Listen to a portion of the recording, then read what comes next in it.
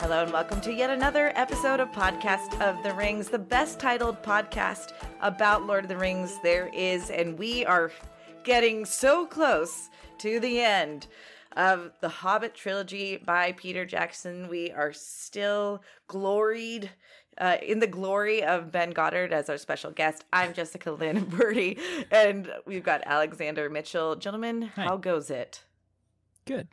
Just, too busy glorying people. How many bathroom stations do you go glorying in? I mean, we're on a tight schedule here, okay? Okay, great. No jokes. I couldn't help but notice the glee in your tone when you said we're nearing the end, Jess. Oh, no. I'm just trying to be positive because we're doing a podcast and it's supposed to be engaging and people tune in to live vicariously through us and we do the watching. Anyway, no, this movie is rough. Painful. And I'm beginning to understand. I think I had an inclination as to what Ben was talking about when it came to Alfrid Lickspittle. So we'll get into it. We're going to go all the way up to where, spoilers, Thorin's cousin comes to help with the fight after the ravens that don't talk tell Dane to come save them. I mean, I figured that was like a Game of Thrones thing. Like they send ravens with little notes too. So I figured like had a little note tied to its foot or something. Oh, no, 100%. I mean, yeah. It's what's interesting is actually, and we'll get to it. We'll talk about it more when we get to it. But for all the things that they take the time to explain ad nauseum, they don't explain the ravens. They just say, "Oh, the ravens. People will know." Of Erebor, yeah. You see a raven and you go, "Oh, Smaug is dead." You know what? The bats that are also only bred for war will tell everyone that war's happening too. So, which is insane. Let's get into it. This is Podcast of the Ring.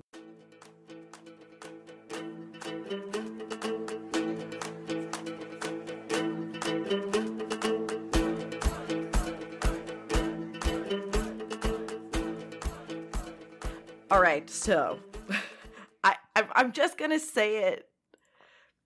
Even though we get Smaug's voice one more time coming out of Thorin's voice, I am so sad that he was killed so quickly.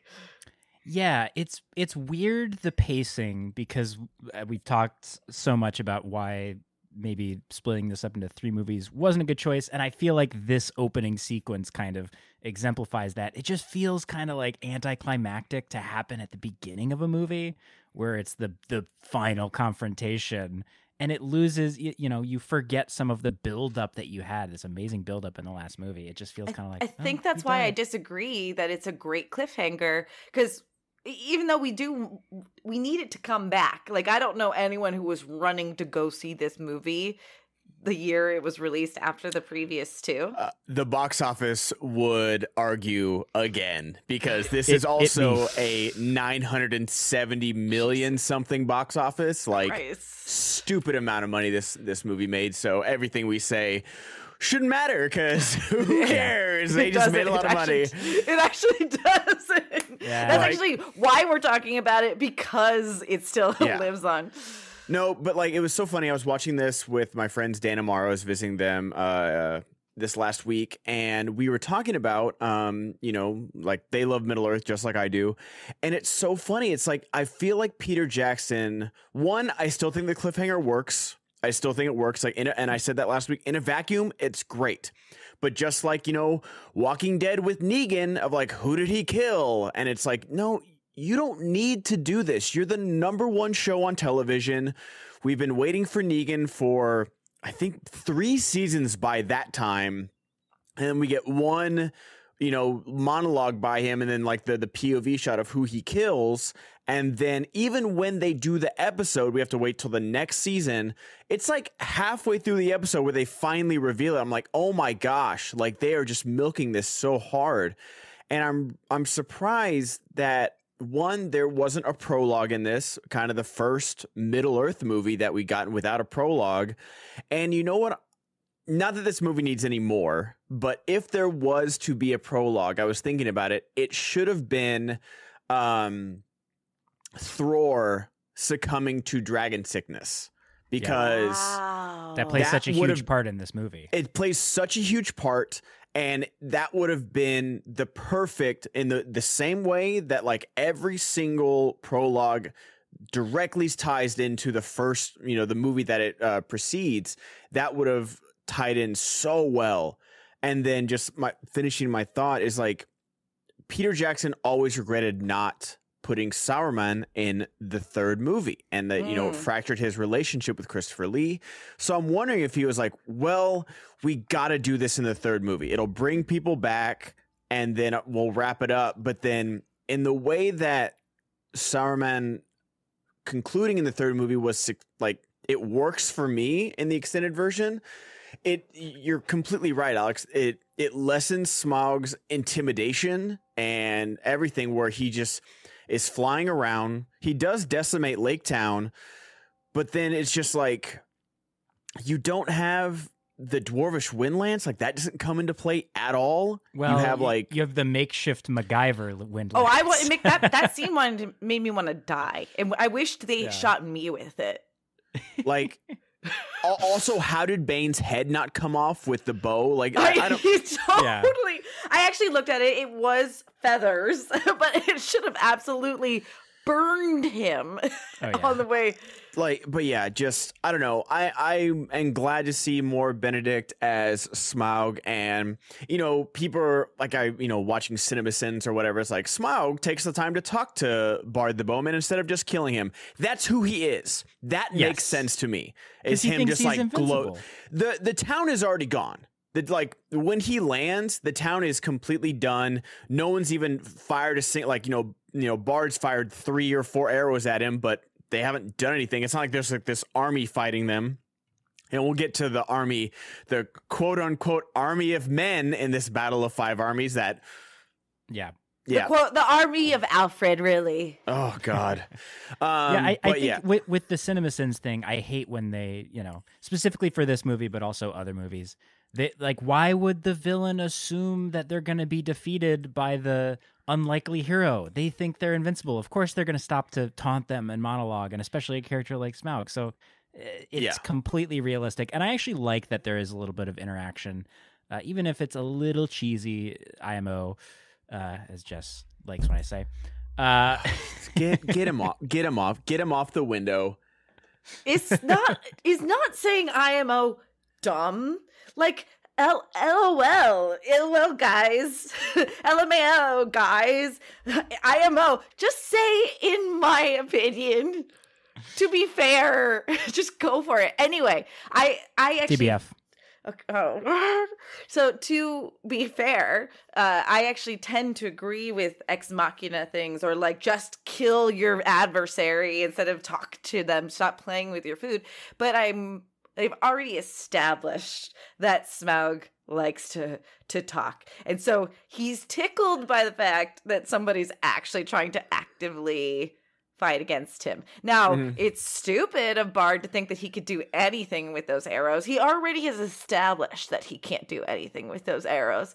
But, God bless him.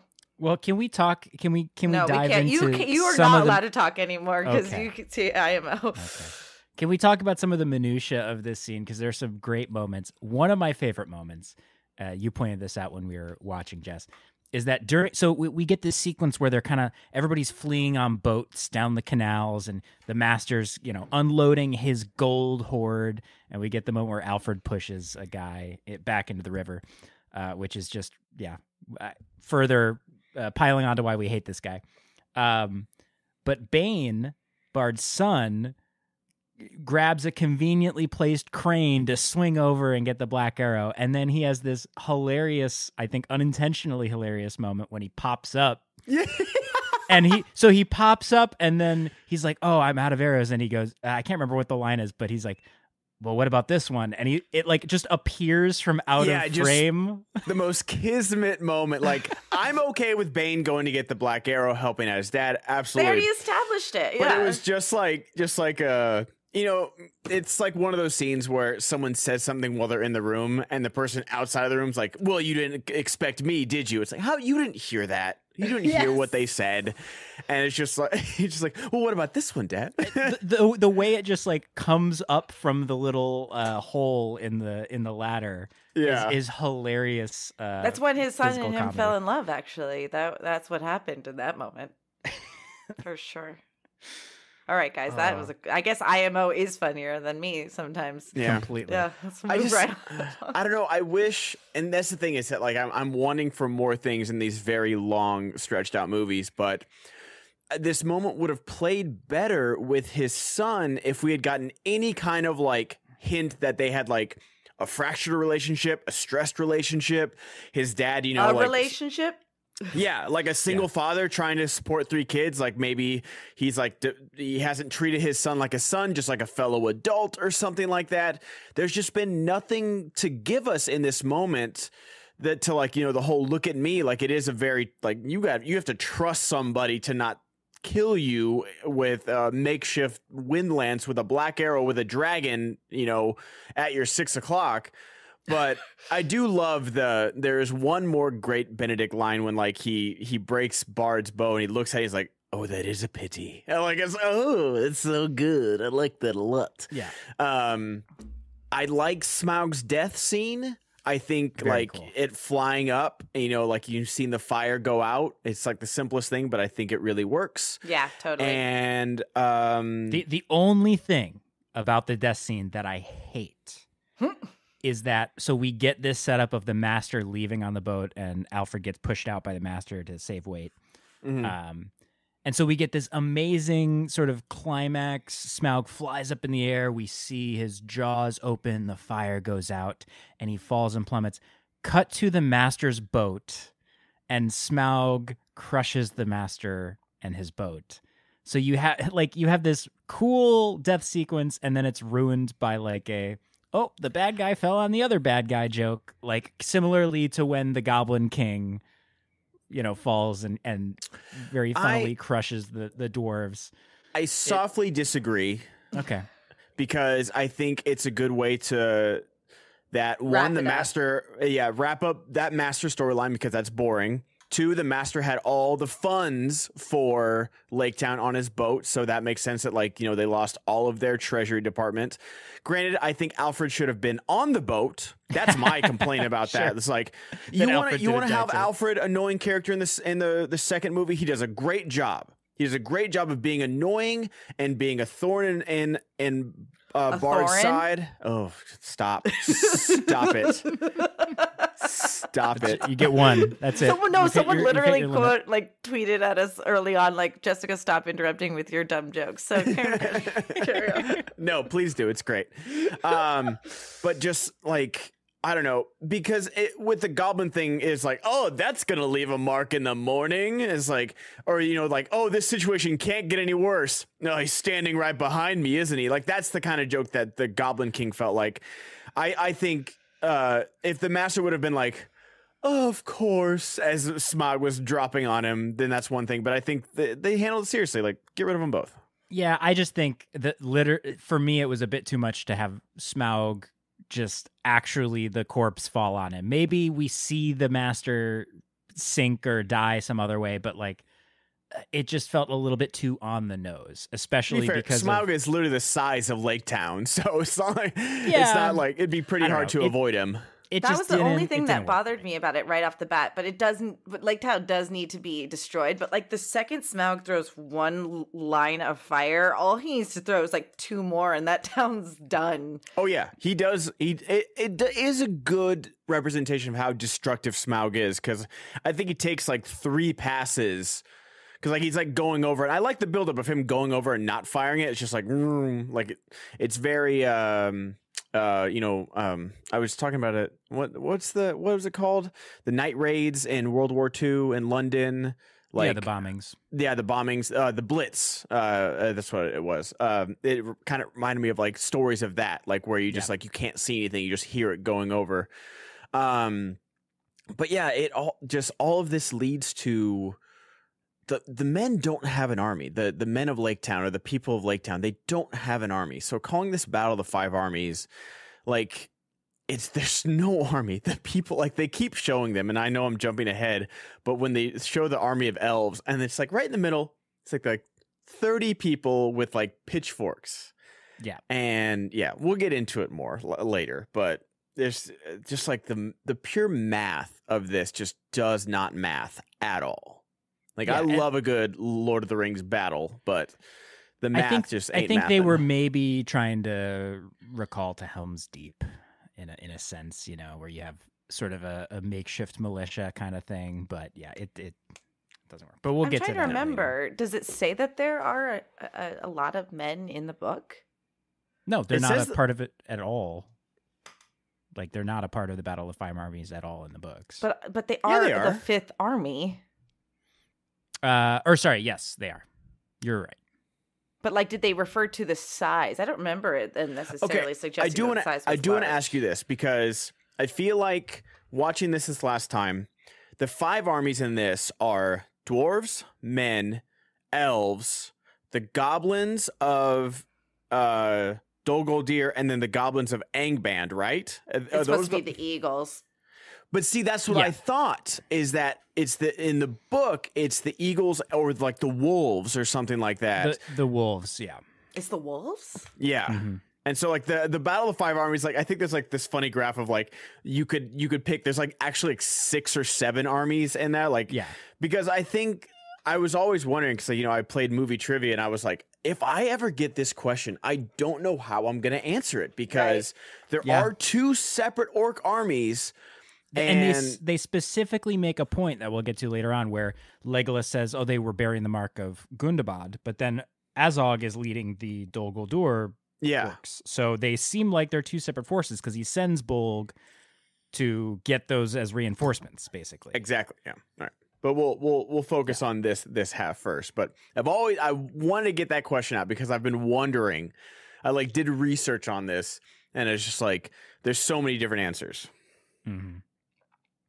I'm definitely not going to do research. So, one last thing before we move on from the Smaug destruction. Was anyone else weirded out by the like close up of the old woman getting incinerated? I thought she lived, because I literally have. Did she live? Okay, she shouldn't. Because it's the same argument that you made about fire doesn't work. Did we see her that later? Way.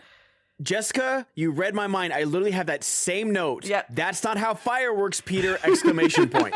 So, like, again, he does the fire, goes in separate directions. So I think she lived. Okay. She did. She had to. That was the whole point. I thought when they cut away, in that moment, she lived. I thought when they cut away, it was implied. No, as soon as we cut away, she was incinerated. And I don't know. Thought it was weird they showed it's that. It's very possible.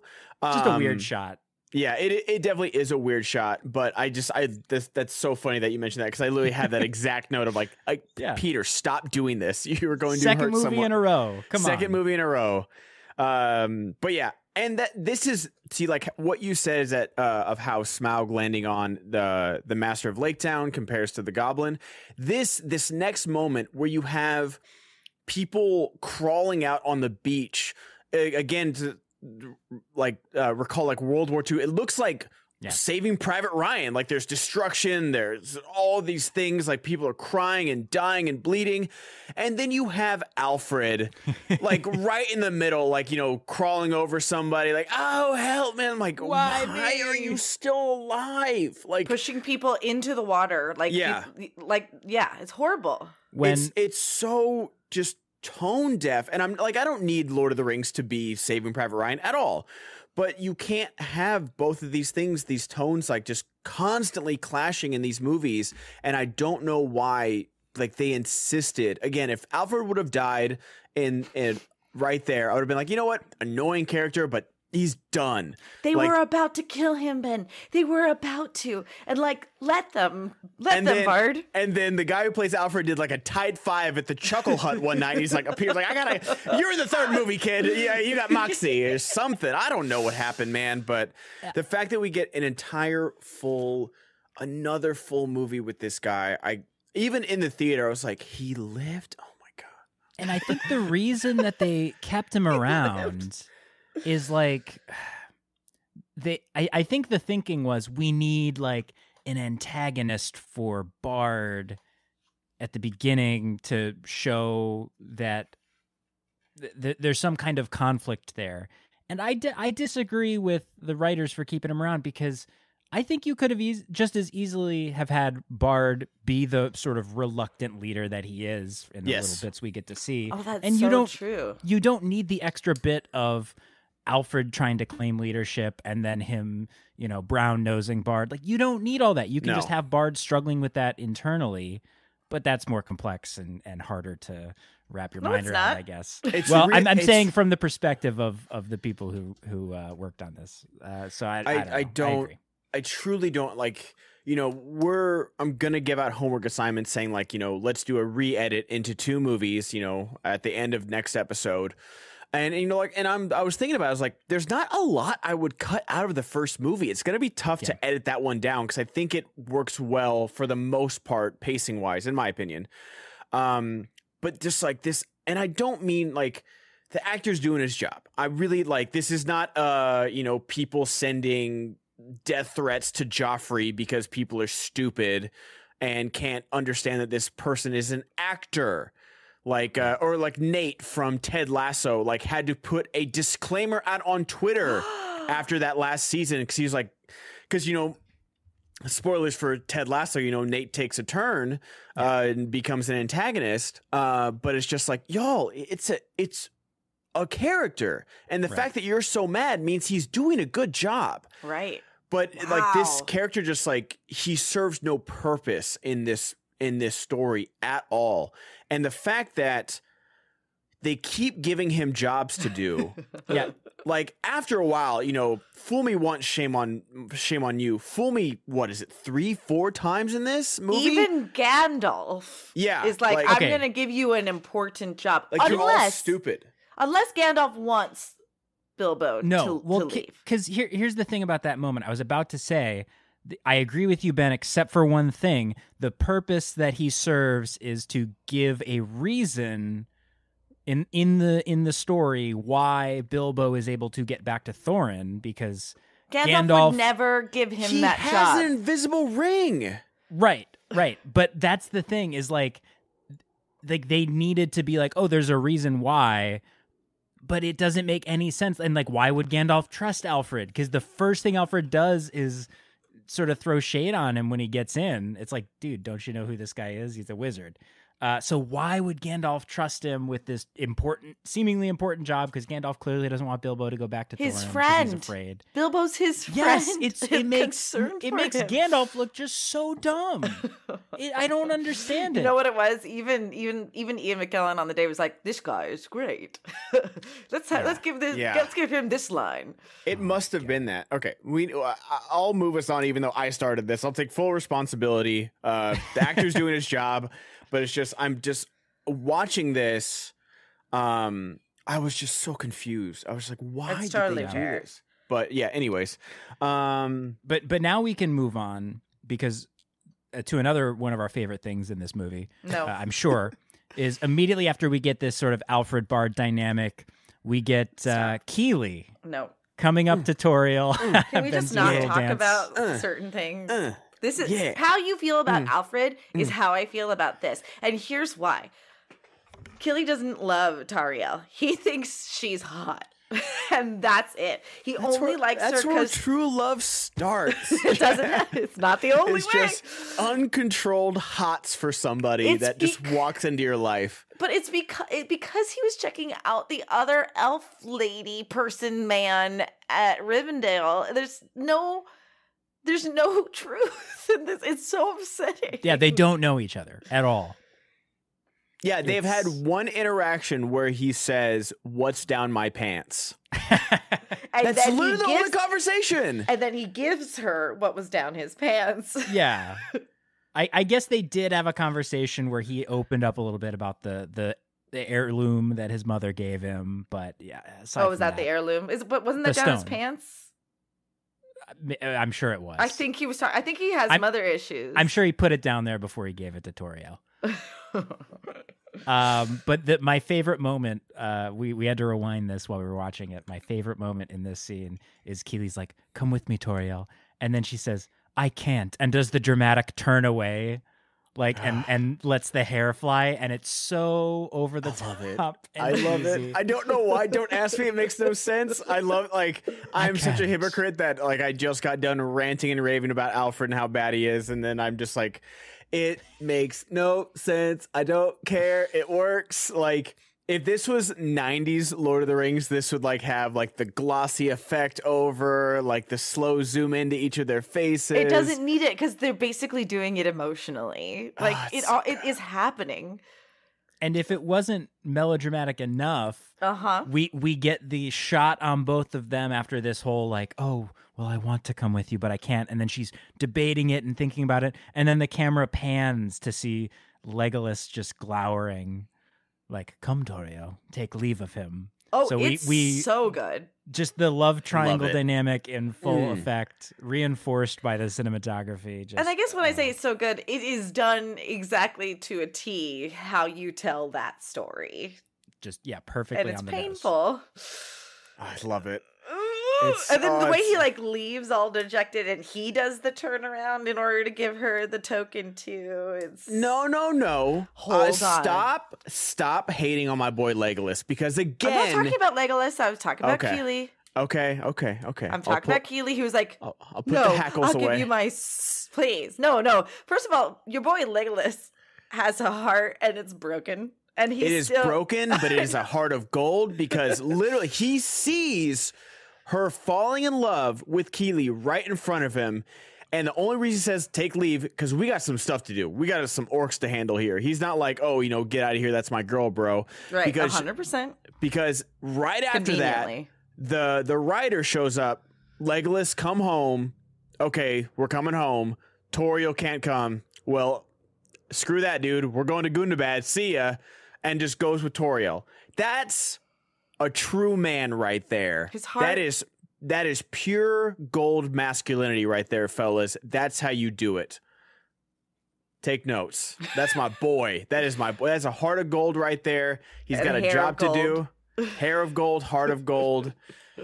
Yeah, because he could just go home and rest on his laurels, but... Yeah, that's the thing. A toxic man would be like, all right, peace out, Toriel. Fun over here in Lake Town is destroyed. You're going to go with your new dwarf boyfriend? You're tall for a dwarf boy. Does the Fortnite L dance on her or something? He does the what is it? The Charleston? Yeah. Not the Charleston. What's his name? I don't know. They got sued. From Carlton. Fresh Prince. Carlton. Yeah. Charlton was what I was trying to say. Anyway, as I continue to derail us, it's just so saccharine and melodramatic that I just want Toriel to be killed already. So moving on, what happens next, Alex? Let's see. We have more. Let's see. Oh, I do have this note because it shows the three dwarves going up to the mountain. Yes. And like this is one of the few, like it's such a stark contrast because they show like it's like a helicopter shot of Feely and Keely and Bofer, like going up the mountain to Erebor.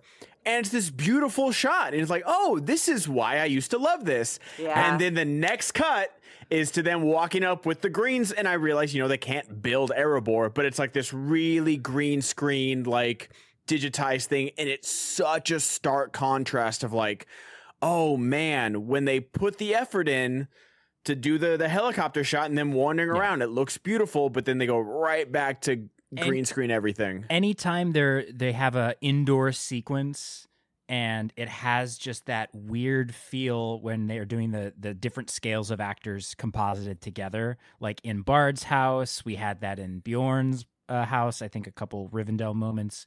And it just, you can instantly tell the shift in the way the shot feels because it just feels very artificial. And like in Bilbo's house, so totally agree there.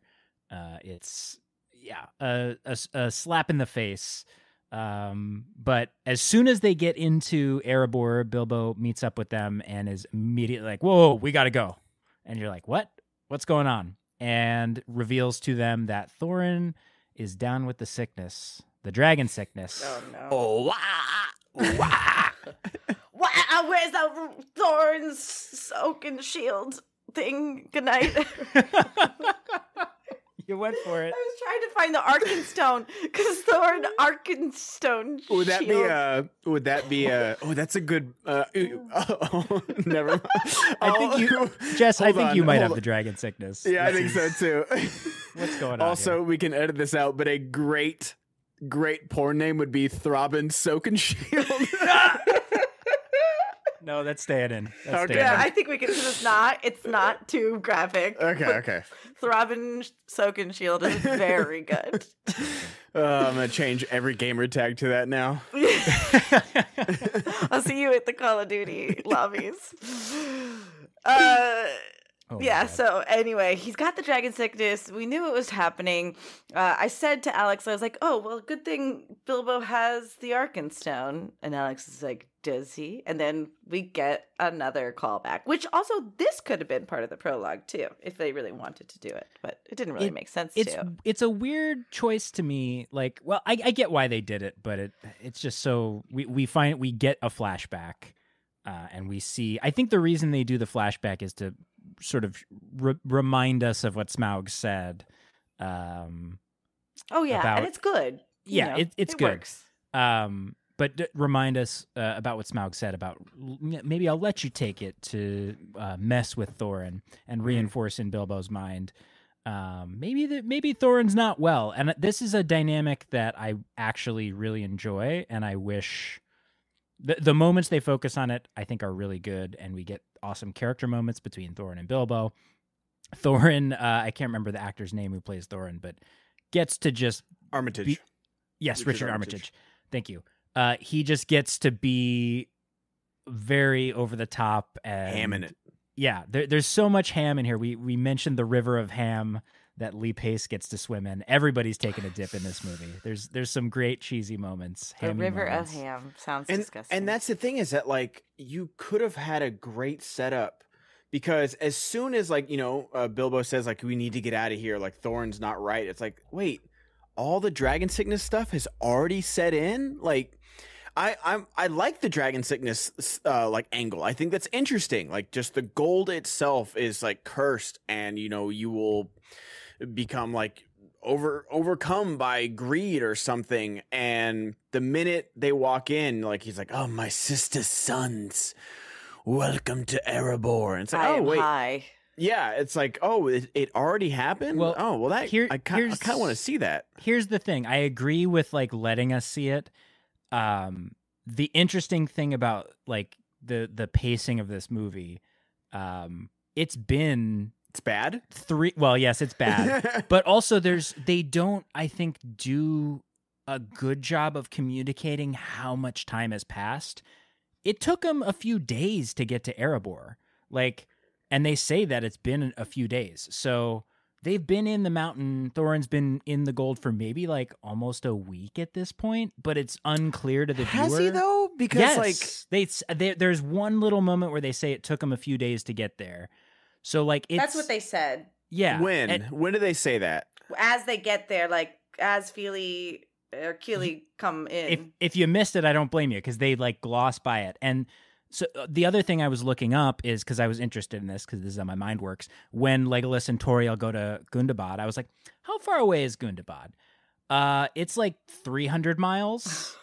So it would be like a 2 week, maybe a 1 week because they're elves on elf horses, like round trip. So a lot of time elapses where I see because the mountain's under siege too. And in the book, this is the case where they're just in there under siege for a long time, But they don't do a good job of explaining that in the movie. But this is where I'll hardly disagree: is that like they're never under siege in this movie, never. It is a just battle. I have in my notes later on, like this is some real Game of Thrones season 8 traveling where they go from the Wall to King's Landing in an hour or something like that. When it took them, it took them like half a season in season 1. Mm-hmm. So I don't know. That seems like a little bit of a stretch to me. They might have said it, but the fact that they don't portray that like at all. because I'm pretty sure when they leave Lake Town in the second movie, they're like, oh, we need to be there by like they leave in the morning and they get there by sundown, like that day. That's actually an excellent point. Yeah, so it's inconsistent. That's the thing is that if there's a throwaway line, then that's even worse because in the previous movie, it took them exactly 12 hours to get there before sundown. Yeah. And in this one, it takes them a week. Why? Yeah, it makes no sense. It's because his leg hurts. And it's because there needed to be more dramatic tension because it was at the end of the second movie. But here it's at the beginning, so there's less dramatic tension. So it can take them 3 days. But it's completely internally inconsistent. But that's what the movie says. And if we're basing it on the book, a long time passes. And I think, I would have liked to see that better represented and let us see that sickness set in. We just get like a lingering shot of Thorin kind of. Well, we saw him. Moping. He was getting there. We've seen him be. Yeah. He was susceptible, let's put it that way. But that is my question, and Bard says that gold is cursed. Why does anyone want the gold, though, now, if there's a dragon curse on it? Bard wants to spend it. Like, they just need it. Like, he doesn't want to live in the mountain. He just needs it for his people. Like, because all of their treasures sank to the bottom with the master. But if they take it from the mountain, is the sickness gone, or is what are the rules here? Yeah, that's the question: is what are the rules? I personally don't think Bard is speaking literally. Like there's a literal magical curse that someone bestowed upon it. But then later on, Gandalf implies that with, a dragon was brooding over that treasure, so I'm surprised and that's why Thorin you haven't is sick. Been susceptible to the dragon sickness, which I don't think that's how that works in the way Tolkien kind of portrays it in the book, but well, no, and that's what Ben was saying, that he likes that they're kind of using that angle, and it is interesting. Yeah. But if that's the case, then why is it only affecting Thorin? Is it going to affect other people? I guess that's where my question comes through. And this is, I'm not a very logical person, but I don't want to have those kind of questions while I'm watching a movie, Right. And I think that's where it bugs me because, like, if there was an actual curse, like Gandalf implies, why, like you said, why would it only affect Thorin? The other dwarves seem fine.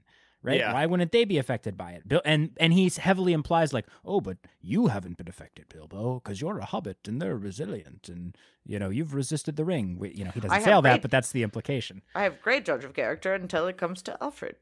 Exactly. They just make Gandalf so bad in this. And then, why is Bard saying, well, we can take some of the gold, but then if it's actually literally magically cursed, they would be affected. So it just doesn't make sense. I agree with you that he didn't necessarily mean that, but that is an aspect of the story, is that it's cursed. Yes. So, that's all. So speaking of Gandalf being a dum-dum, is now he in Dol Guldur? He's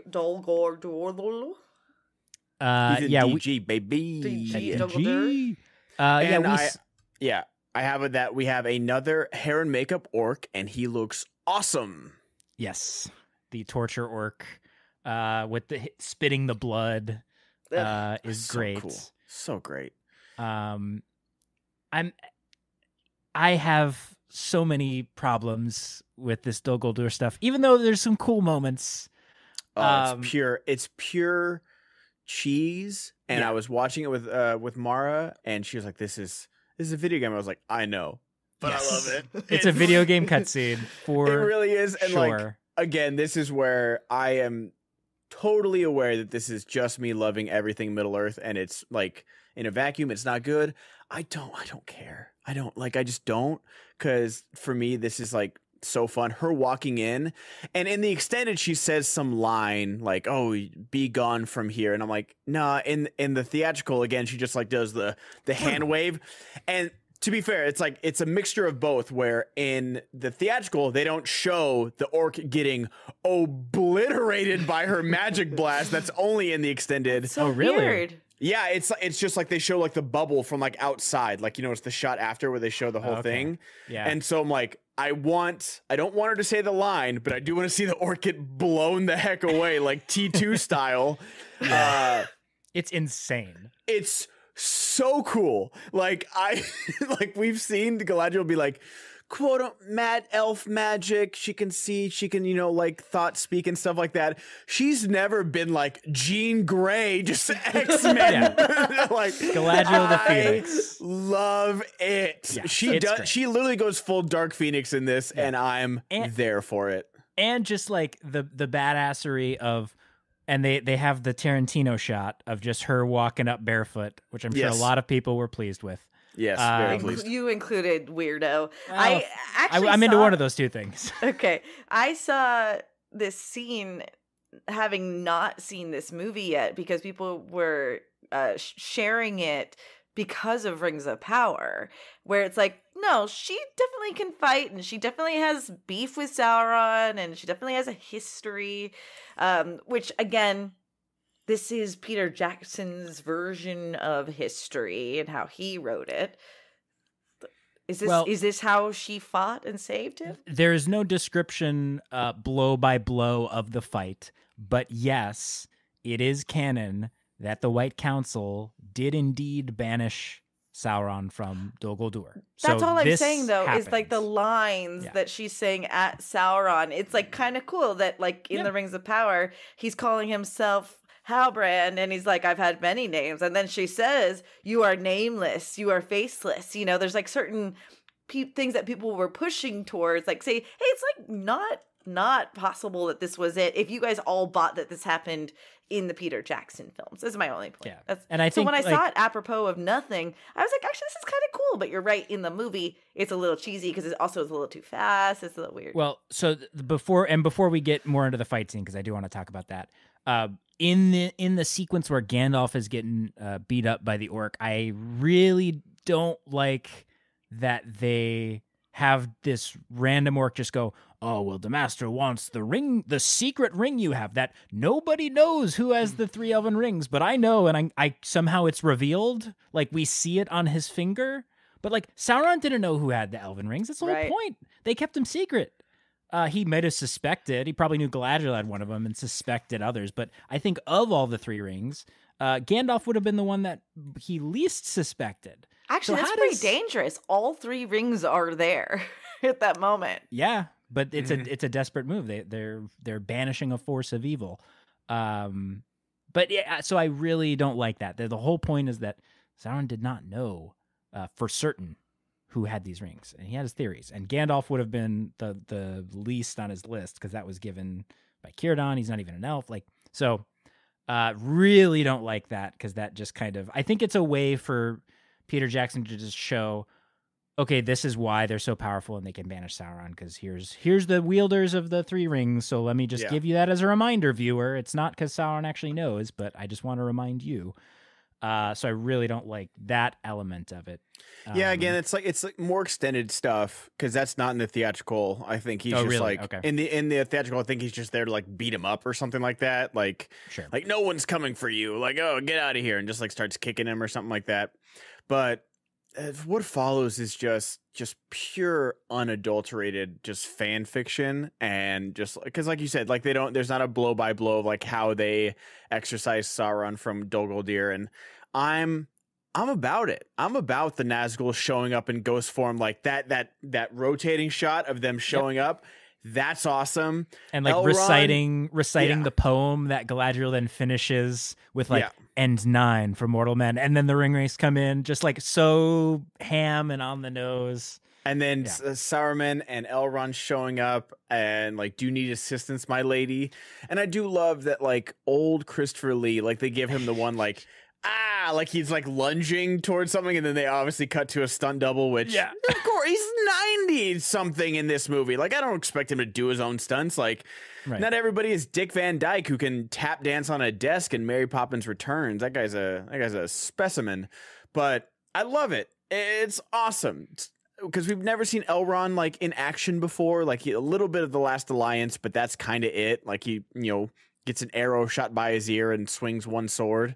I think he has the cheesiest one-liner because he entered. You should have stayed dead. You should have stayed dead. Like it's so. He probably came back on because he got to say that line. I would. Yeah. And as a fan myself of the Shadow of Mordor and Shadow of War video games, this, as you said, it feels right out of that. Because in that game, you literally fight the Ring Wraiths as a different character. But and I don't know if those games came out before this movie, so they might have like looked to that for the inspiration, because they kind of have the same. They're fighting them in the ghostly form that you fight them in these video games. So as much as the lore nut in me wants to hate this, there's a part of me that loves it, even though I acknowledge it's pretty over the top, including when Gandalf is drained of power and knocked out, and then he's literally, because everyone is a simp for Galadriel, he's awoken by her kiss. Like, that's the thing that causes him to come back to life. That is the one thing. And he's like, come with me, my lady. It's like, Gandalf, like, bro, do you see what's happening around here? Do you see that we're in the middle of a fight? Weird. That's that you guys, and that's the thing is that, like, we talked about it in the first one, like this weird romance subplot that they give Galadriel and Gandalf. Like, it's so strange. Where I'm just like, I'm fully in this fight. This is the coolest thing. That, like, Nazgul versus Elrond and Saruman? Like, hell yes. Absolutely. And then you do this, and I'm like, get Radagast, get out of here. Do we think it's romantic, or do we think it's just him being concerned because he knows Sauron is there and his friend might be conquered? Alex, stop. You did this in the first movie. I'm just asking questions. Stop denying. I'm just asking questions. No, you're not. You are leading the witness. Objection. I'm gonna agree with Ben here, because she wouldn't have woken him up with a kiss then, which is weird. She could have laid hands on him. Are you saying that she also is maybe 1000% the way that they hold hands and she's playing hard to get and talking sweet nothings into his ear? She's leading him on, and that's why. Here's what I'm saying. She showed up barefoot to save him. Here's what I'm really saying: is when he says "come with me," he's literally saying "come be my lover," and she denies him in that moment. So it's extra sad. I swear to God, that's the subtext. Yeah. And the leaf woke up the Balrog. So do we think that? Go ahead, Alex. Do we think that when blow your mind? Do we think that when the Fellowship was in Lorien and Gandalf just looked over while they were receiving their gifts and saw Gimli get the 3 hairs, he was like, God.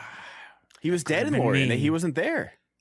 Oh yeah, he was dead. That's why Sorry, he died. Never mind. Yeah, he died if he would have seen that, I'm just like getting all the lore things wrong today. Revoke my lore expert card. Okay, I know Lord of the Rings doesn't do needle drops, but what if when she kissed him and like the most metal stuff, like ghost knights are fighting elves and wizards? What if Bring Me to Life by Evanescence just starts playing? Wake me up! and then you have goth Galadriel like just raise up. Yes. Save me! And then Sauron just gets banished to Mordor. Like, someone, whoever's listening is a good editor, someone send that to me, because I will post it everywhere and make it my ringtone, because now I just need to see it. We all need it, actually. Yeah. It actually is a perfect blend, because like a lot of the memes at the time was Thorin emo boy, and then you layer this on top of it. It's timely, let's just put it that way. And this thing, I don't think it would work if she didn't turn into goth Galadriel and, like, go full Super Saiyan on him, but like I think that it's so good. I love it. Need to make it happen.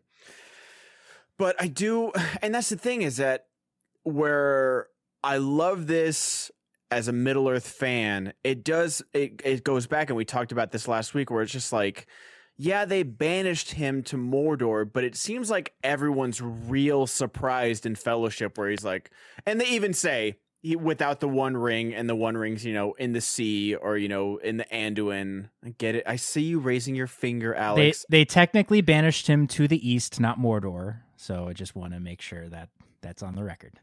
Oh, forgive me. How dare I?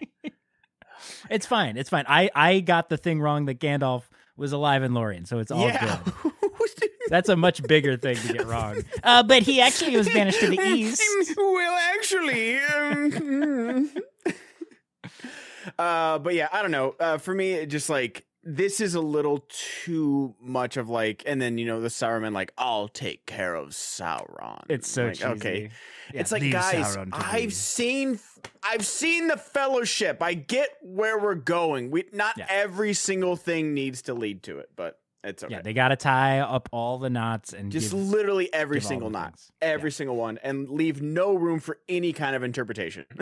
And we also even get the sort of origin of the hero's weapon, where Gandalf gets whisked away by the Roscoble rabbits and Radagast's sled, and then he's like, I must go, gather. He tells Radagast, gather the beasts and birds, and then he's like, I gotta go to Erebor and warn them about what's coming. And then Radagast is like, take my staff, and we see the staff that Gandalf has in the Fellowship, and then we get the great line of Radagast. It can be a bit dicky, just twiddle with the top there, which we see him do when the light's not quite working. Oh, but Fellowship. Is the stone not blue when Radagast? Oh, never mind. What? Radagast is the blue wizard. No, he's not. He's the brown. Oh, never mind. I was gonna say, but isn't the stone It blue? is, yeah. But it's not in the Fellowship. It might be a different one. And or also, it's he turned white. puts the stone in Moria. It's not just always there. Oh, Right. Okay. Fair. But yeah, it's just going through a lot of staffs, man. Yeah, I mean, when you go up against the forces of evil, you're going to get staffs broken a few times. Jeez. I mean, we haven't even talked about the staph infection. All right, that's 2. Okay, thanks for listening, everybody. You're getting real close to that line, Jess. Okay, IMO, I'm really funny today. Yes, you know what? You're right. In your opinion, you are very funny. Exactly. We got dragon sickness, staph infection. Oh my god, this movie's a real health hazard. All right, so this movie is really bad, is what it is. Okay, so what happens next? Speaking of the dragon sickness, we cut back to Erebor. Thorin's full-on power tripping, and Balin and Bilbo have a great conversation. Again, this movie shines Really great. when Bilbo is interacting with people and having character moments. And they're both kind of talking around the Arkenstone thing, and it's subtle, but both these actors give great performances. And Bilbo basically hints to him that he's like, well, if he were to get the Arkenstone, I don't know how that would happen, but would it make things better? And Balin basically says, I think it would actually make things worse. So maybe it's best to stay lost. And then he kind of gives a little eye twitch of like, if you got it, Bilbo, just hold on to it. And then we get a moment of Thorin being completely paranoid and coming up to Bilbo. What do you have? And he's just fiddling with an acorn. And he breaks through the dragon sickness for a moment by telling Thorin about what he's going to do, planting this acorn in his garden in the Shire. Yeah, it's so, we almost get more Alfrid than Bilbo in some parts of this movie, and it's just seeing it again, like we've raved about Ken Stott as Balin in these films, and he's so good, and I just do love that scene of just like, oh, would it make it worse or would it make it better? And Balin knows, like he knows, and there's a scene later that I think should have been Balin and not Dwalin. We'll talk about that when it comes up. But yeah, Martin Freeman he is putting his full back into this movie, and it's showing, and he's so good. He's just so good, and just it needs to be said every time there is like these small scenes, because the more these movies go along, like, and I know he gets knocked out in the books, but like he gets knocked out for like the last 45 minutes of this movie, so it's a long time that we don't have, and like that would be fine if we had more Bilbo leading up to it. But we don't, and then he gets knocked out, and it's just like, why? Come on. He is easily, like, by and far your best part, and you're just not using him enough. Does he get back up again? You're out. That's 3. You're out. I just don't want Get out of here. to do this episode anymore. Trying to push us away. Wow. Oh God, conditional friends you are. Yes, so we do get you think Balin knows that he has the Arkenstone? Do you think That so? was I think it's like this kind So Balin is probably the dwarf in the company that Bilbo is closest to. Like they've had the most interactions. They seem like they, are the tightest. So I think in this conversation, when Bilbo is kind of like bringing this up, like, well, what if he were to get the Arkenstone? And it's very subtle in Martin Freeman's performance, but I think he kind of gives like a little bit of an indication, micro expression to Balin that he's asking for a reason. And Balin gives it right back to him, but they're kind of speaking around it in code. Yeah, I guess I didn't get that. I was looking for that, if that makes sense. I was like, okay, what did he? But it's either neither here nor there.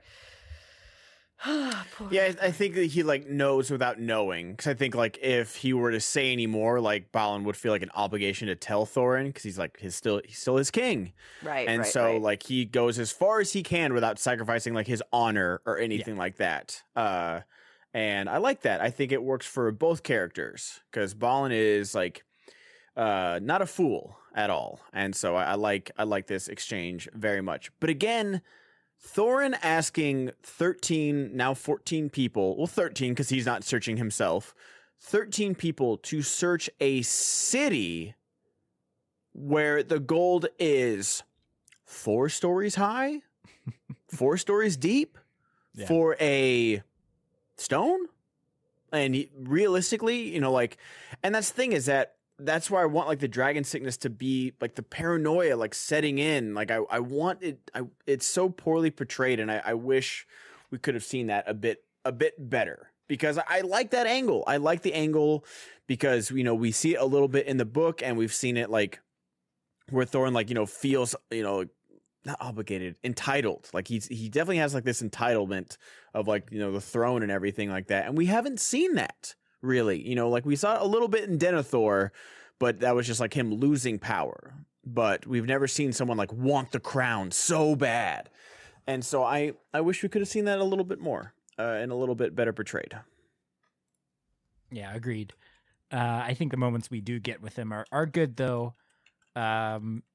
If not only for him hamming it up, and also like the preparation, jumping ahead a little bit, the preparation montage for war, we get the kind of conversation where they like go slow-mo on Richard Armitage's performance and like warp his words, and it's just very I think that's like it's just a very unsettling moment where I think that's what they use to try and hit home just how much this has gotten to him, but I think that's kind of a shortcut.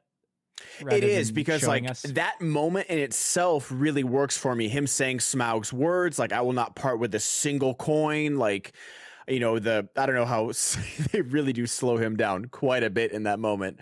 I think it works because they want to make him sound like a dragon. But like leading up to it, like they haven't justified that level of like true insanity. Yeah. And like, dragon sickness to that moment quite yet. But I like that moment in a vacuum. I've said that a lot, where it's like I can find things that I like about this movie, even though I know it's not a very good movie. For sure.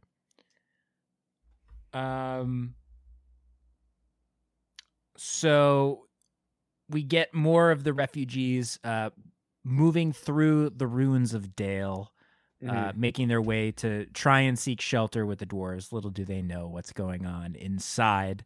We get Alfrid sucking up more to Bard and calling him sire over and over, which I'm sure you loved, Ben. And then they see the braziers are lit, so they go, oh, the dwarves must have survived. And we get the dwarves making defense preparations when they see these refugees coming to take shelter with them, because Thorin is mad, so he says, we can't let them in. They must be coming here to steal our gold, even though they're just there to seek shelter. So we get them stacking up all this rubble at the gate, blocking it up. And then Keeley kind of comes to their defense, because he was there. Yeah. Saying like, hey, these people have lost everything. Can't we like give them any shelter? And then we get a moment where Thorin says like, oh, they should be grateful just because they survived. Like, why are they, sad? I don't get that. That's weird. So more of this dragon sickness thing coming in. And then let's see. Oh, that's we get when the elves show up, right? Yeah, the elves. The elves arrive in Dale. We get to see Thranduil coming in on his awesome moose mount once again. So sick. Yeah, that is the coolest thing possibly in all 6 movies. Is Lee Pace on an elk? Like that is so dope. Yeah, and the reason, the lead up to the elves showing up is Alfrid was set on night watch, and he said, "Yep, nothing passed my sight." And then Bard walks out to the army, which is a little bit of a comedic moment for the introduction. Womp, womp, womp, womp. So the elves have brought carts of food and drink to the starving and thirsty people of Lake Town. And Bard thanks them, but he goes, well, Thranduil goes, we're not here to help you. We're here to reclaim what is ours. The white gems of Las Galen. I mean, if you're not here to help them, don't give them food then. Right? Yeah, I always thought that was such a strange line where he's like, your gratitude is misplaced, even though I'm feeding you and clothing you and giving you supplies. Don't thank me. I'm like, okay, dude. All right. Both things can be true. Yeah, bro. sending some mixed signals here, brother. I mean, don't get me wrong. He is a totally selfish person, but don't bring those things. What actually is very funny, too, that they're bringing food. In the books, they want nothing to do with anyone that's walking up to them in the forest. It's like, please, we're so hungry. We need help. Yeah. Like, so they don't want to help people, which is fair. It's just like a little cognitive dissonance is all. Yeah. Yeah, it's just because they need it needs to be a twist when he goes, oh, actually, we're here to get these gems back. Sure, it does. You need the audience to go, what? Even though they set it up in the first movie. Like, yeah. It's not a surprise. So then we get the cutaway to Thorin, like, oh, the necklace. Oh, I know an elf king that will pay a high price for this. And then he just throws it down on a pile of diamonds that like scatter everywhere, which I think is great. And then we get Bard kind of questioning Thranduil, like, you'd go to war over a necklace? What the hell? Like, he's kind of the realist in this situation. Like, dude, most of my town just died, and you're willing to have some of your people die over a necklace? What the heck? Mm-hmm. And so he's willing to go and speak to Thorin and see if they can avoid conflict. And we get this kind of cool negotiation sequence through this like hole in the wall they've built, which I just like the back and forth shots through that. I think it's a cool little sequence. And this is where I wish we'd shown a little bit like more dragon sickness, where it's like, because Thorin brings up good points where he's like, we had to barter for our birthright. Like I love that line. Like you're thanking me for, like, you're saying like, oh, like you gave your words. Like, well, I had to, because you guys don't give me any other choice. Like, what was I supposed to do? Like that I have to like, oh, well, I'll give you a share if you just let us pass. If you like, we were starving and you guys wouldn't help us unless we, gave you half the gold or something. And I kind of like that angle. Like it doesn't make him right.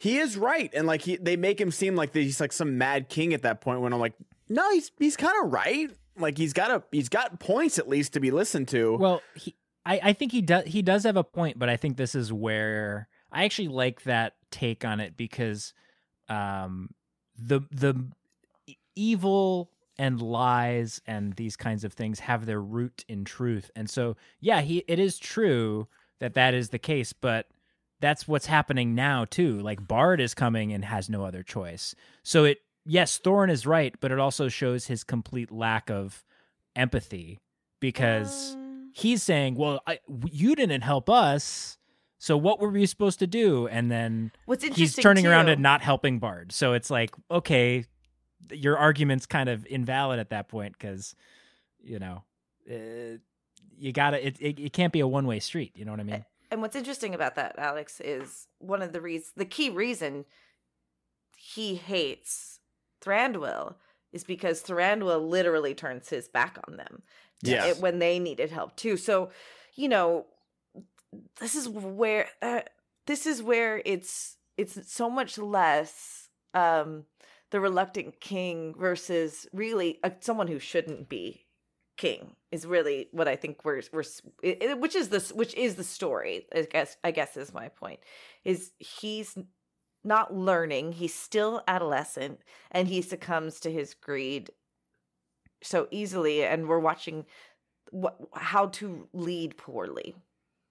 Yeah, it's like they almost don't need the dragon sickness, where it's just like it could be about Thorin not letting go of grudges and betrayals, and where it's just like you can do that, but you can't lead a country or a mountain or a town or whatever king of dwarf, like a whole race. Apparently you can't lead an entire race of people if you're holding on to these old grudges that you refuse to let go, especially against like the people of Lake Town, where they didn't come to your aid. Like they also got destroyed by the dragon. Like they're also in that same predicament that you were in. It's the dwarves' fault that they got I mean, don't get me wrong, like it's better that the dragon's gone in the long run, but it's their fault for even Bard said, don't do this. This is a bad idea. So I think that's exactly my point, Ben, is we didn't need 5 other reasons why Thorin's losing his mind. We just need to see him be a bad leader. And that's not fair to the dwarves, because the dwarves are a great, awesome race of people. Thorin just sucks. Yeah. And especially with how they, spoilers for the next movie, with how they solve the dragon sickness of him just like being over it. Like nothing happens. He just has like this fever dream and then it's gone. You didn't need to have the dragon sickness. You just need to have Thorin like realize like, hey, I'm being kind of an a-hole right now. Like that's not what a true leader should be. Let's do better. Yeah. The magical explanation was not needed. It could have just been human, or in this case, dwarf nature. Like, because that's all you need. And then it's more interesting too. It's more interesting if you do that. It is, because like you can't have someone be this really flawed, like selfish, like untrusting person leading up to him getting the treasure, and then like not much changes. It's just like dialed up to 11. Like it's just like he's still the same guy. He's just like doing more. And so it's like you needed to have him be a leader, like be a better leader throughout the movie, and then like, oh wow, Thorin's like he's really messed up from this treasure now. So it's definitely the treasure's fault. It's definitely just not Thorin being Thorin. Right, exactly. All right, so what happens next, Alex? Where are we? Is that where we see the wereworms? Well, before that, we do see, again, we see the ravens flying away, which we mentioned earlier. Sadly, they do not talk. And Thorin kind of hints about Dane at this point when we see the ravens. After Bilbo kind of gets on him for his poor decision-making skills in not agreeing to a truce. And then we get that war montage where Bilbo's given the mithril chain, and we see all the cobwebs coming off the dwarven armor. And then Thorin going, I am Smaug. Yeah. The slow-mo, which we talked about. Yeah. Love it. But that is like quite a gift for like, you're going to be in battle too. And you're going to give like the best piece of like armor to, I mean, it's a very nice thing to give him. I don't think it's going to fit any of them though, I think was the theory, right? That's a Hobbit-sized mail. Yeah, and it's even a little big for Bilbo. Is it? Oh, so then maybe it is a dwarf. Yeah, it's definitely made for a dwarf. I but see. I think the rationale probably is like, well, he's going to need it more than us. You know what I mean? They've all seen battle. Well, and supposed to increase the betrayal that Thorin feels, which is actually, that does work for me, right? Like Thorin is like, I trust you, the only one. I don't even trust my sister sons, and I'm going to give you this mithril. Right. And he's like, you're on my side, Bilbo, right? You never do anything to harm me, right? Right. I don't know. That shirt's pretty cool looking. Say sure. You never do anything to harm me. Say you'd never betray me. Never? Yeah, and then we cut to Legolas and Tauriel arriving at Gundabad. We get some cool trippy Dutch angles of the fortress. And they see some lights on inside. Ooh, I wonder what that could be. And Legolas confides in Tauriel when he's telling her about the wars that his people used to fight with Angmar. And he's like, oh yeah, my mom died in those wars.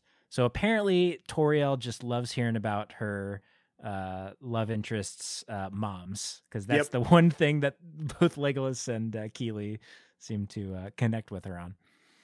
Truly. And then we see the bats flying out, and then Legolas is like, well, that can only mean one thing. War. War. These bats are bred for a single purpose. War. It's like... And love. Yeah. My heart and love. And then he puts his arm around Tauriel. Yeah. These bats are this big, and puts his arm around her. Smooth. But this is where Gandalf arrives to the camp, right? Like to Dale. Yes. And that's because like Lee Pace and Bard are meeting. And I do love, there's two things that I love. One, where he's like, oh, there's an orc army coming. You guys have to, stop this. And he's like, well, we didn't see an army. And that's where they show like the wereworms, like, digging through the earth, which is cool. But then I love Lee Pace. What's the line? Rolling thunder on a wild wind. Yes. Like I made note of this too. It's just like beautiful poetry of the description of wizards. Yeah. And it's amazingly delivered by Lee Pace. It's so good. Like, and then this is only in the extended, but I do love this is when Bilbo's about to sneak out of the mountain to try and he's got the Arkenstone. It's been officially shown now that he has it, and he's gonna go, try and barter with it. But I do love, Beaufort sees him, and he thinks he's sneaking away because he's never been. And he's like, you've never been on the edge of battle. And he's like, and we're gonna die. Yeah, like it's 13 against an army. Like, yeah, they send out a raven, but we don't know how long it's gonna take. But I do love this interaction between them, and it shows how good Martin Freeman is. And you should have put him more in the movie, because just like he's like, I will see you tomorrow, Beaufort. Like, I'm not like, it was like a very good, like, I'm not leaving you guys. Like, and he's like, goodbye, Bilbo. And it's just a great interaction. And it makes me so sad on Bilbo's behalf, though, too. Yeah. Like, he doesn't believe Bilbo. No.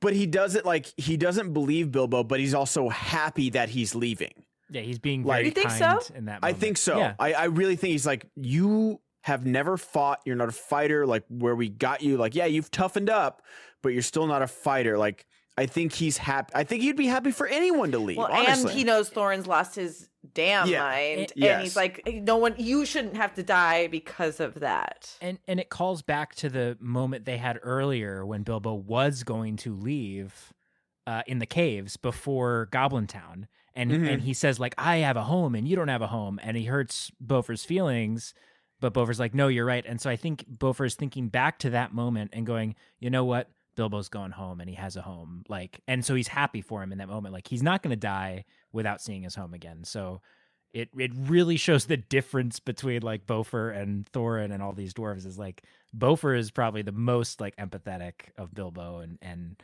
just everybody around him, which is why he's my favorite. Yep. He's the best. James Nesbitt and like his two lines of let's like goodbye Bilbo, and then like I wish you all the luck in the world, just like, oh, rip my heart out. Good God. Yeah. So then we get Bilbo sneaking down with the intention to return, however. With the best line delivery, hands down, in all three movies, across all Lord of the Rings adaptations ever. Bilbo copping to Lee Pace about stealing the keys under the guards of Mirkwood. And just says, yes. Yes. Yes. He's so good. It's so good. Yeah. Like the fact that he's probably alone on set again, because like they didn't do any forced perspective. It's all green screen and, composited in. Like the fact he's like, yes. Like he's, because like yeah, I would also say that in front of Lee Pace. Like he's like, if I'm not mistaken, this is the Hobbit that took all my wine barrels under the guise of my guards. And he's like, yes. So good. He's so good. I love he's it. like deciding whether to say no. He thinks he's going to get killed in this moment. He has no idea what's. Thank God for his sake that Gandalf is there. If Gandalf is not there, this whole scene goes a very different way. Yes, it does. It's also great when you think about how Bilbo spent weeks in Thranduil's kingdom and probably like saw Thranduil like taking a crap. Like, and he knows he's the king. He knows who he is in this moment, clearly. And this is the first time that the king has seen Bilbo. And so when you think of all that and have that in the back of your mind, it just makes that moment even better. That he's like, oh, this is Thran. Oh, this is this guy. Oh no. Yeah, I love it. It's so this so is where good. the movie is just good, right? Like I think it's weird when Bard's looking at, Thorin in a diamond shape, but it still works and there's still good arguments, and even though it's kind of stupid that Alfred let the army show up or whatever, it's starting to actually cook and everything's starting to work, and this is where it's getting even better because your major players and the relationships that they've decided to take the time to form are actually coming to play. The psychology of war is at hand, and it's interesting. So then you get them all going up to the wall the next day, right? Oh no, we get this stupid. We get Gandalf entrusting Alfrid for some reason with watching Bilbo after he basically him and Bilbo have a conversation about what's going on and like, okay, it's dangerous, you should just go home, Bilbo. Gandalf is fully intending for Bilbo to just stay there in the camp and send him off the next day because he's like, if you're there and Thorin finds out what you did, you're dead, Bilbo. Like you should not go back. So he goes, oh, you know what, Alfrid, you should watch. It's like, has he not had one word with Bard about who this guy is? No, he pulls him aside. Well, Gandalf did interact with him, and it's a very worm tongue moment of like, I didn't go through fire and death to bend words with, it's like. But he doesn't even do that. Like, he's like, oh, we don't want no hobos and around here, no freeloaders. And he's like, where's your leader? And like, he did, like, you get zero clapback for anything Alfred does in this movie. And it's so frustrating. Yeah. Like, we'll get to it in the second one, but I'm telling you, in the theatrical cut, nothing happens to Alfred. Like, right. He just leaves. And you're just, what? So just after a movie and a half of him being the absolute worst, zero comeuppance, like absolutely zero, and it's awful. I hate it so much. Saruman from Lord of the Rings trilogy, where they don't resolve that at all. Yeah. It's just I hate it so much, but yeah. So it's the next morning, right? And battle is about to be waged. Mm-hmm. And with the Arkenstone now in their possession, Bard and Thranduil approach. Bard pulls the Arkenstone out. Thorin just starts freaking out and says basically, hey, we can avoid this all if you agree to a deal now that we have this. And Thorin just makes up all these excuses. Oh, it's a trick. They're just trying to get us out. It's not real. It can't be. The Arkenstone's in here. And then Bilbo comes forward and reveals, nope, I gave it to him. Like, you haven't been yourself, Thorin, like trying to speak reasonably. And again, this is a great scene where they're just interacting and talking about, Bilbo's like, you used to be a man of honor. Like, the old Thorin never would have done this. And he says, like, what do you know about honor? You betrayed me, blah, blah, blah. Thorin goes to ask all of the other dwarves, like, somebody throw him over the gates. And they're like, what the hell are you talking about, Thorin? Like, you have crossed a line here. You've crossed a line. No one will do it. And he says, oh, I'll do it myself.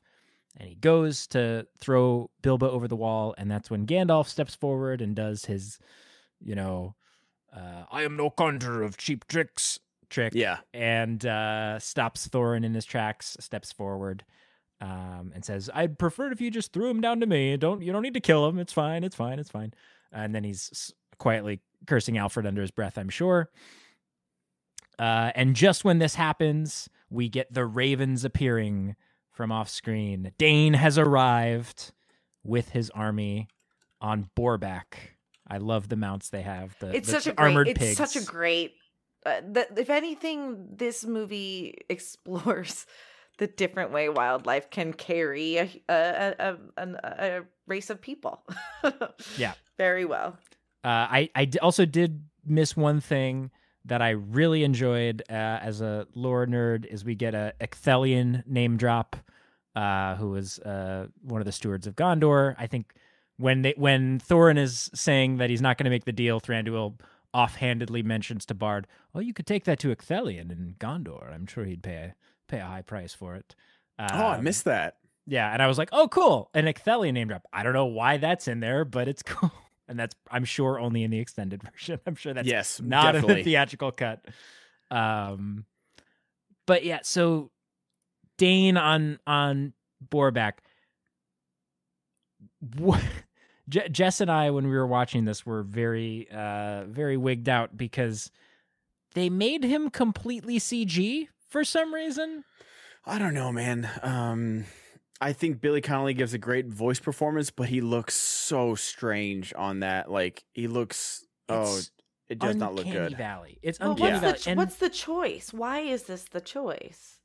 I think it's probably, my guess would be for late, we're stopping at this scene for today's discussion, but when we get to the last half of this movie with all the battle stuff, I'm guessing it was just a choice of like time, filming schedule, and budget of like, we can't film him and then do all the CG, and for some reason it was easier and cheaper to just do it completely CG.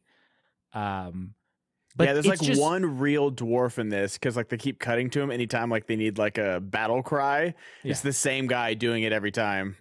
And it's weird because in this particular scene, the entrance, it's like you just have close-ups. Yeah. You just have close-ups and it's a completely CG face and it's hidden behind the helmet, but you can still tell. But then you cut to Thranduil, Lee Pace, and he's on a completely CG mount in a wide shot, but it's him actually on the thing, and it's not a CG Lee Pace. So I think maybe because of just the size of his part, they were like, well, we're not even going to make a costume to shoot close-ups of him, and then the rest will be CG for the battle stuff. They thought it wasn't worth it, but it costs more money to do the CG. It has to cost more money.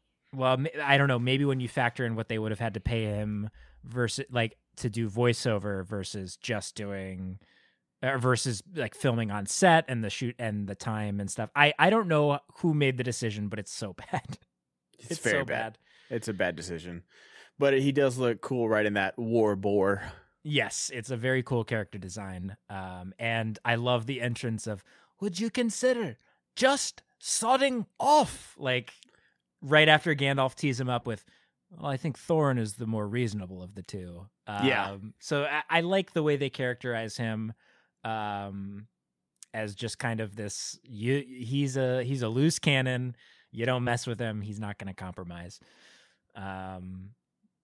And yeah, they do not sod off the elves. And spoiler alert. Yeah, spoiler. And I think we're going to end today's discussion on that right up to the lead up of the clash of the elves and the dwarves. Ooh, teaser. Yeah. I think Bilbo's going to win, you guys. Yeah, that's the 5 armies. It's men, elves, dwarves, orcs, and Bilbo. Yeah, he's one man. I mean, because he's also he's an army. He's a hobbit, right? Like it's like the 5. I used to think it was him as one of the races. I really did. I didn't, because I think you're right. It could be there's a lot of Venn diagrams. It could be a lot of iterations. There's a lot of iterations of what that 5th army is. But one thing's for certain: we're not going to war. We're still friends, even though I make bad jokes sometimes. Alex, what are you up to this week? I am streaming on twitch.tv/Solkatu, SOLKATTU. Yeah, if you want to see me playing some games, talking Lord of the Rings a little bit maybe, head on over there and tune in. Ben Goddard. It's winding down, but I'm back from vacation. I'll be streaming on Twitch as well, twitch.tv/TheBenGoddard, and on patreon.com/TheBenGoddard once the Oscar noms come out, which will be earlier this morning because this gets released on Tuesday. I'm going to be reviewing all the Oscar nominees. So subscribe on Patreon, guys. I love that for you. I really love that for you. Do you do a fantasy drafting or like predictions for the Oscars I might this every year. Like I haven't. I definitely need. There's a lot of stuff I need to catch up on, but I'm excited to catch up on it. So I might do a draft this year. A little 4-point sheet or whatever you call them. Nice. Well, I do love getting to just have a good excuse to talk to both of you. It's very fun. I'm Jessica, Lynn, Verdi. I guess you could. I have a bunch of new podcasts coming out that I'm producing. Woo. I'm not in them, but keep an eye out for one. I think it should be dropping this week or next week. No Two Gays About It, where we bring the mature gay male over 50s voice to the conversation of the tables of life. It's a great name already. I named it. It's mine. So sometimes my puns are good. This is a good pun. It's a good pun. It's a good pun. But you can also find me doing Twitch stuff at twitch.tv/Jessica Nerdy, NERDY. Until next time, gentlemen. Ben. Well, people can interact with the show. Yeah. I mean, I love talking about what we are all doing, but if you want to support this show, you can go to patreon.com/PodOfTheRings. Sign up for any of the few tiers we have. Still have the one to rule them all tier available. So if you really want to be a huge supporter of the program, you can go do that. You can also interact with us on Twitter at twitter.com/PodOfTheRings or on Instagram at POTRPod. And if you want to send in your thoughts, maybe send in who is the Fifth Army to you. Let us know. PodcastoftheRings@gmail.com. We'd love to hear what you think the 5 armies are in your headcanon. I can't wait for Geeks with Shields' take on that. So, but also you can join our Discord. That's where a lot of our conversations are going. You're going to find that link in our liner notes, gentlemen. Until next time. May our roads meet again. Nailed it every time. First try.